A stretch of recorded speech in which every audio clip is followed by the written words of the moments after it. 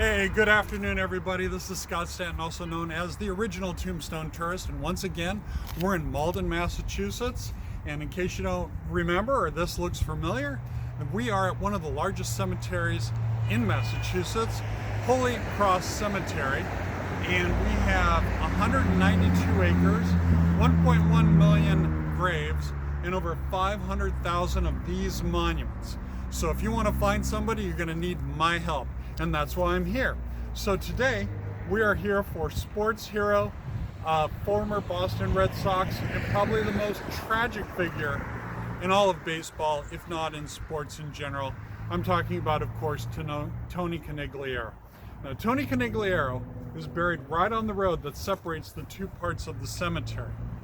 And we're literally 50 feet from the gate, right next to the mausoleum, okay? So follow me. And Tony's right on the fence here.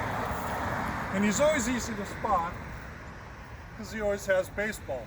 Lots and lots of baseballs. Now, Tony Conigliaro, at age 17, was drafted by the Boston Red Sox, just a kid out of high school. He spent 2 years in the minor leagues, and then they called him up. And what do you know? His first at-bat at Fenway Park here in Boston, he smashed a home run. And that pretty much set the level of his playing capabilities for the next 3 years. So he hit, at age 19, he hit 24 home runs, which as of 2 years ago was still the Major League Baseball record for most hits by a teenager. He hit 100 home runs, had a great batting average, near 300 for the 3 years, and he also was a great outfielder. Now, he was in line or at the same level as Mickey Mantle and Frank Robinson and other great ball players. He had a great career until one afternoon in 1967, the Boston Red Sox were playing the California Angels.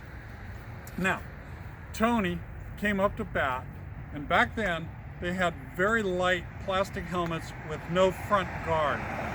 He took a baseball right to the side of the head. Did significant damage. He went down into the dirt face down, and they had to come and carry him off the field. When they took him to the hospital, he had a dislocated jaw, he had a shattered cheekbone, and major damage to his left retina. It took him 18 months to recuperate so he can come back and play. Now, for the next 2 years, he did pretty good. He was not playing at his level. He won an award regarding his comeback and things like that. But after 2 years, he was suffering migraine headaches and things like that. And so he had to retire.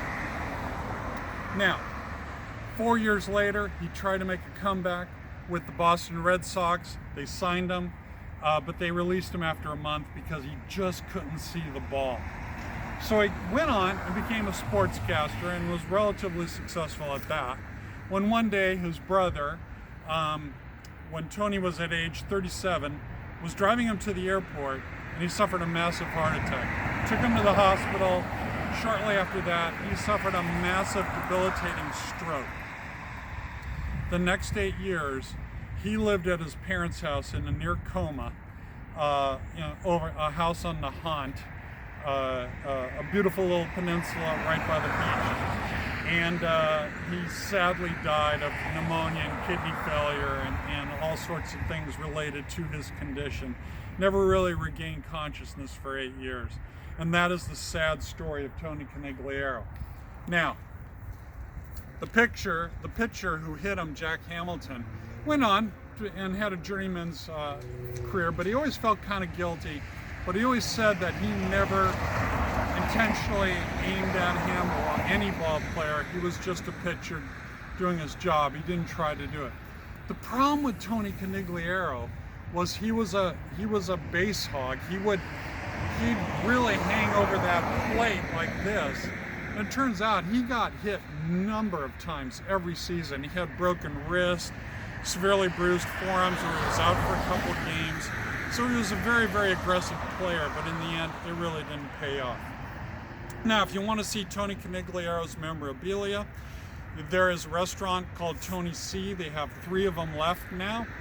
And all his memorabilia is scattered among the 3 restaurants. It's a great restaurant. But for fans of Tony Conigliaro, just come out here to Holy Cross Cemetery.